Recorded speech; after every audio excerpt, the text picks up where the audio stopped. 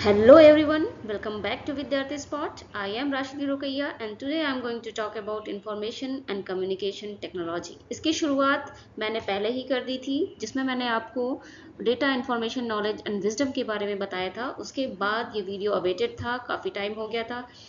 अब हम बात करने जा रहे हैं कि किस तरीके से आईसीटी एजुकेशन के फील्ड में हेल्पफुल है। आईसीटी देखने से पहले हम देखते हैं कि information technology and communication technology separate.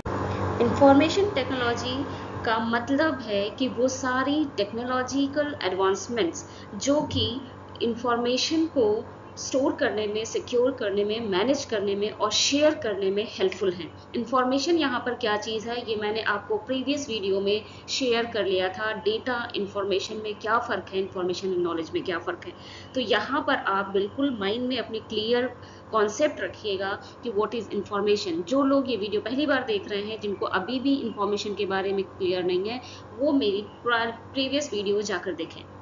Okay, तो वो सारी टेक्नोलॉजिकल एडवांसमेंट्स जो कि इंफॉर्मेशन को शेयर और मैनेज करने में, सिक्योर करने में, प्रोसेस करने में हेल्पफुल है, वो उसे कहते हैं इंफॉर्मेशन टेक्नोलॉजी। तो ये बहुत ही इंपॉर्टेंट रोल प्ले करता है एजुकेशन के फील्ड में, बिजनेस के फील्ड में, हेल्थ केयर, गवर्नमेंट, ऑलमोस्ट आप देखेंगे सारी फील्ड में इंफॉर्मेशन टेक्नोलॉजी का यूज़ है, राइट। तो जो की कंपोनेंट्स हैं इंफॉर्मेशन टेक्नोलॉजी के, वो क्या क्या है, किस की कंपोनेंट्स का मतलब है किन जरिए से इंफॉर्मेशन टेक्नोलॉजी हम टेक्नोलॉजी इंफॉर्मेशन के लिए हम यूज़ कर सकते हैं। तो हार्डवेयर है, जो फिजिकल डिवाइसेस हैं, जैसे कंप्यूटर है, सर्वर्स है, राउटर्स है, राइट, स्टोरेज डिवाइसेस हैं। तो hardwares will play very important role. Then we come to software. Softwares जो प्रोग्राम्स और एप्लीकेशन हैं जो कि टास्क को परफॉर्म करते हैं, राइट। हार्डवेयर का काम टास्क परफॉर्म करना नहीं है, सॉफ्टवेयर का काम है टास्क को परफॉर्म करना। जैसे एग्जांपल के तौर पे आप देखें, MS office, databases, operating system, ये ऑपरेट करती हैं ये सिस्टम्स, राइट। और ये हमें हार्डवेयर की मदद से ऑपरेट होती हैं। सॉफ्टवेयर हमेशा हार्डवेयर की मदद से ही काम करेगा और हार्डवेयर के बगैर सॉफ्टवेयर काम नहीं कर पाएगा। इसलिए हार्डवेयर और सॉफ्टवेयर दोनों एक दूसरे के कोऑपरेशन में चलती हैं, काम करती हैं। तो सिर्फ सॉफ्टवेयर हम बिना फिजिकल इक्विपमेंट के कहीं नहीं चला सकते, right.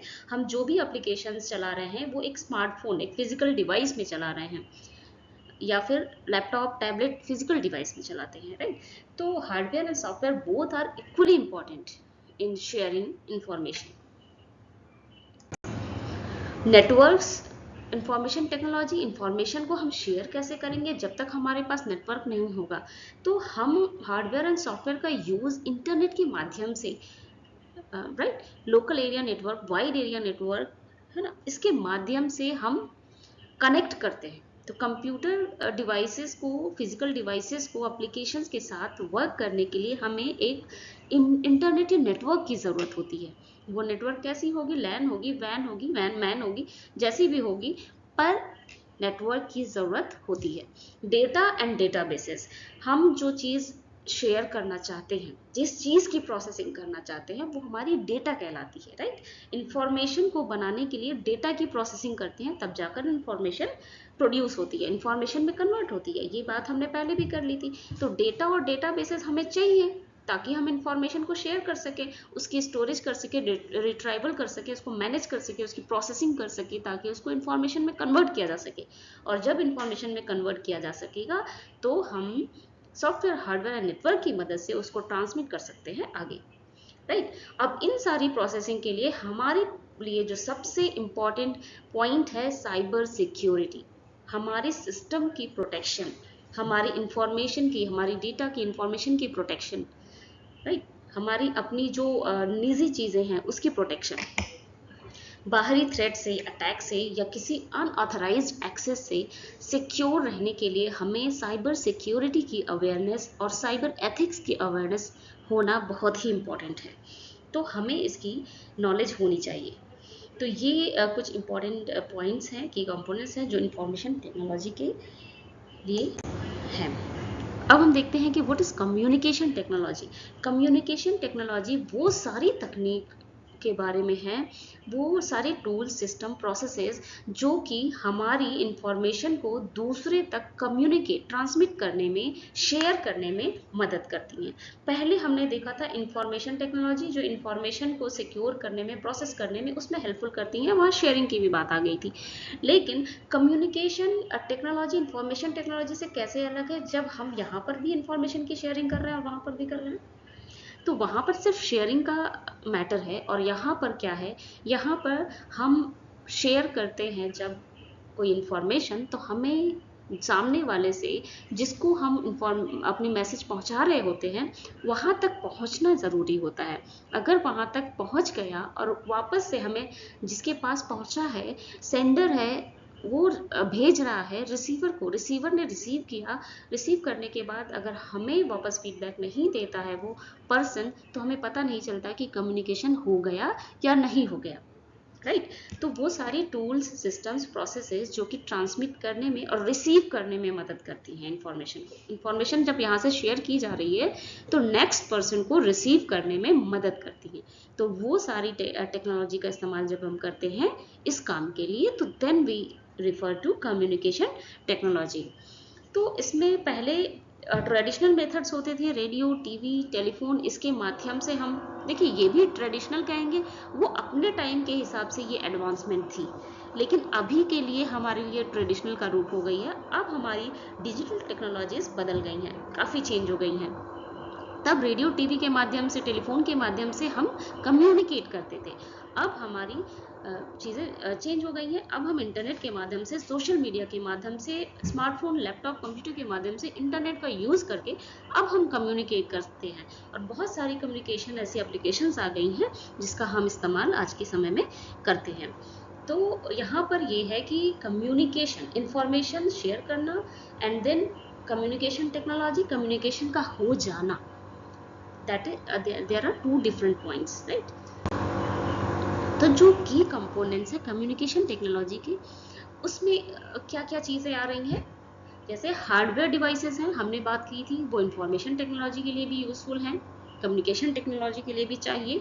Telephone, mobile phone, computer, satellite, router, इनकी मदद से ही हम कम्युनिकेशन कर रहे हैं। ट्रांसमिशन मीडिया, किस माध्यम से हमारी इंफॉर्मेशन ट्रांसमिट होनी चाहिए या हमारा मैसेज पहुंचना चाहिए, किस मीडिया के थ्रू, मीडियम के through, cables, fibre optics, radio waves, satellites, ये हमारी मीडियम्स हैं जो पहुंचाने में मदद करती हैं हमारी मैसेज को। सॉफ्टवेयर एप्लीकेशंस, सॉफ्टवेयर एप्लीकेशंस होने चाहिए, सोशल मीडिया ऐप्स हैं, मैसेजिंग प्लेटफॉर्म्स हैं, वीडियो कॉन्फ्रेंसिंग के टूल्स हैं, ईमेल्स हैं।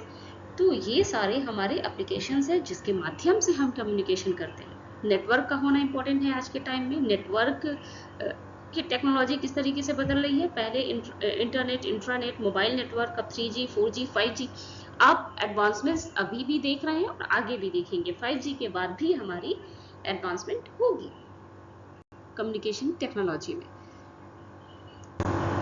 राइट। अब हमने देख लिया कि इंफॉर्मेशन टेक्नोलॉजी क्या है, कम्युनिकेशन टेक्नोलॉजी क्या है, उसकी की कंपोनेंट्स क्या है। अब हम देखते हैं information and communication technology. When we are incorporating both the form of technologies, information technology and communication technology, then it becomes information and communication technology, जिसको हम शॉर्ट में ICT कहते हैं। तो ICT refers to integration of all the information technologies like computer, software and network with communication technology in collaboration with communication technology. Those are telecommunications, internet and broadcasting to create, store, process, share and exchange information effectively. मतलब आप समझ रहे हैं, ICT का मतलब ये है कि जितनी भी तकनीक इंफॉर्मेशन के लिए हम इस्तेमाल कर रहे हैं, इंफॉर्मेशन को प्रोसेस करने के लिए, पहुंचाने के लिए, शेयर करने के लिए हम यूज़ कर रहे हैं, उनका उसके साथ साथ जो कम्युनिकेट करने के लिए, टेली कम्युनिकेशन, इंटरनेट या ब्रॉडकास्टिंग जो है, जो तकनीक हम कम्युनिकेशन करने के लिए कर रहे हैं, इन दोनों का साथ में कोलैबोरेट करके यूज़ करना to create, store, process, share and exchange information effectively, right.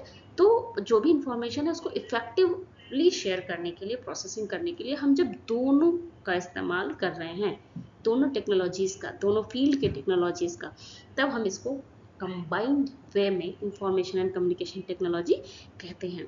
तो इसमें क्या क्या हम यूज़ करते हैं, digital technologies, hardware, software, networks. आपने देखा तीनों जगह इन चीज़ इसका इस्तेमाल है।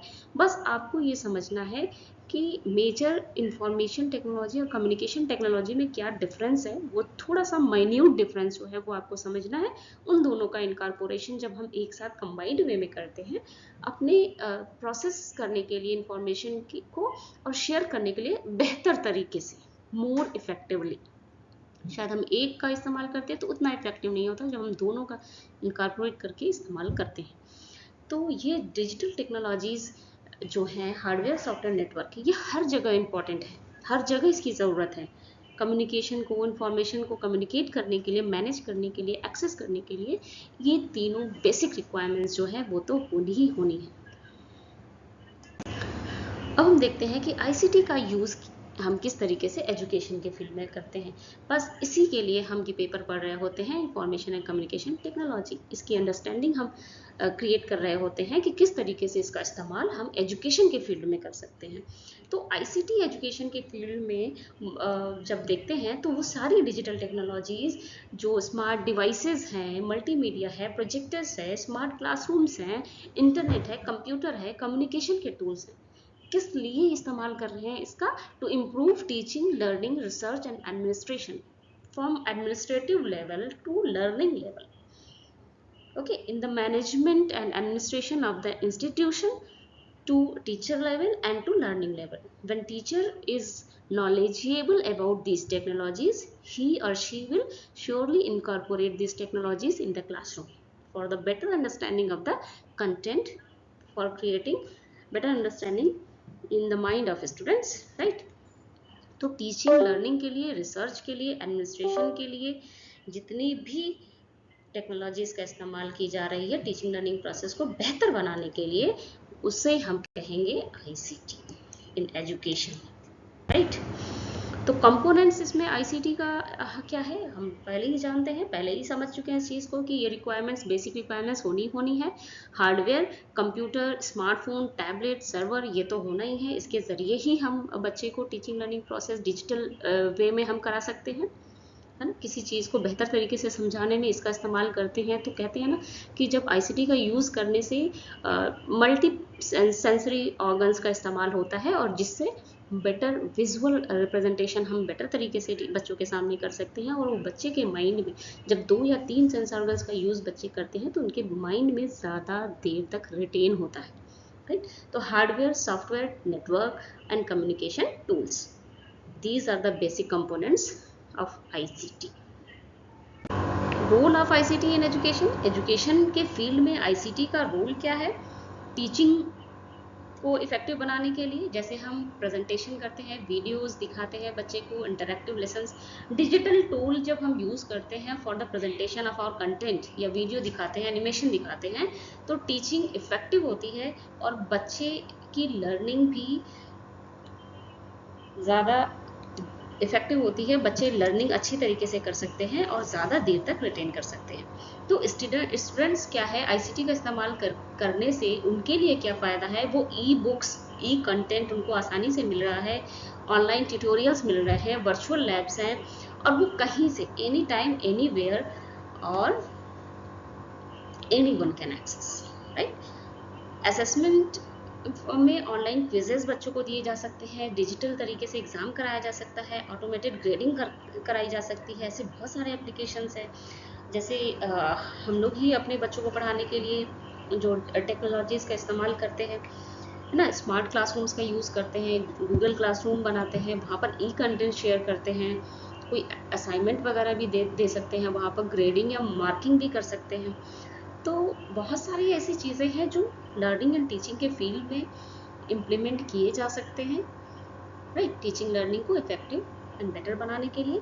एडमिनिस्ट्रेशन का आप देखेंगे तो डिजिटल अटेंडेंस हो गई है, online admission, online form submission, online admission, online बच्चे स्टूडेंट्स पोर्टल हो गया है।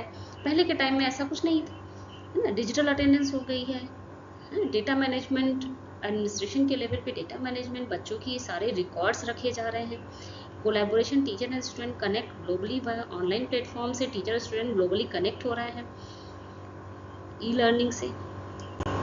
तो इम्पोर्टेंस इसका क्या है कि टीचर एजुकेशन के फील्ड में आईसीटी का यूज़ करने से लर्निंग इंटरेक्टिव होती है, इंगेजिंग होती है, बच्चा अपनी स्पीड अपने पेस से पढ़ाई कर सकता है, लर्निंग लाइफ लॉन्ग भी हो सकती है क्योंकि वो देखकर सुनकर मल्टीपल ऑर्गन का यूज़ करके पढ़ता है, मल्टीपल सेंस ऑर्गन्स का यूज़ करके पढ़ता है, provide access to global knowledge.